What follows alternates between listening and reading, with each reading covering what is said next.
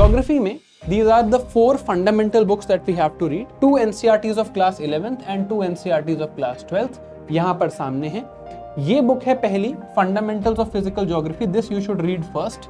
इसमें आपको broadly physical geography के सारे कॉन्सेप्ट समझाए हुए हैं. Now when you will read this book, you will understand that there are certain chapters such as the chapter on landforms, जहाँ पर explanation अच्छी नहीं है, जहाँ पर सिर्फ बात बता दी गई है बट उसका बैकग्राउंड, उसका कॉन्सेप्ट एक्सप्लेन नहीं किया गया है. So here as a reference, you have to use this book, Certificate Physical and Human Geography by G.C. Leong. Book का कवर यहाँ पर है, certificate physical and human geography bye GC. Leong.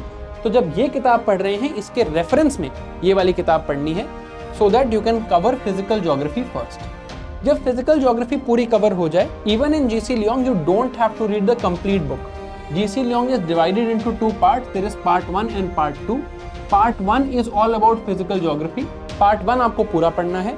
Part 2 is about biomes. ये biomes वाला part पूरा नहीं पढ़ना है, बायोम्स वाले पार्ट का सिर्फ समरी पढ़ना है. Right, you don't have to read the entire thing here, just the summary is important in part 2 of this book. After that you read this book, India Physical Environment. This book is about Indian physical geography. जब आपको physical geography के concept समझ आ गए होंगे, then you can understand Indian geography. Then you read Fundamentals of Human Geography. यहाँ आपको human geography के concept समझ आएंगे. And then you read India People and Economy. This is Indian Human Geography. अब इन दोनों books के बारे में भी एक disclaimer. इन दोनों के बारे में disclaimer ये है that these books are slightly outdated. इसका डेटा जो है थोड़ा सा पुराना है. It has not been updated and इसको आपको इकोनॉमी की रेफरेंस के साथ पढ़ना चाहिए.